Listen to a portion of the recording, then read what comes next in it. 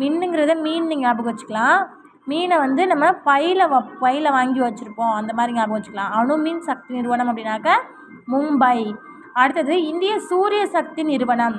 சூரிய சக்தினா எங்கே இருக்குன்னா டெல்லியில் இருக்குது. இதை எப்படி ஞாபகம் வச்சுக்கலான்னாக்க சூரிய சக்தி இப்போ சூரியங்கிறது சூரியகாந்தி பூன்னு கூட ஞாபகம் வச்சுக்கலாம், இல்லாட்டி சூரியன்னு ஞாபகம் வச்சுக்கலாம். அது வந்து எப்போயுமே புதுசாகவே இருக்கும், புதுசாக இருக்கிற மாதிரி ஞாபகம் வச்சுக்கலாம். சூரியன்னா புதுசாகவே பிரைட்டாகவே இருக்கும் அப்படிங்கிற மாதிரி புது டெல்லின்னு ஞாபகம் வச்சுக்கலாம். இந்திய நிலக்கரி நிறுவனம்.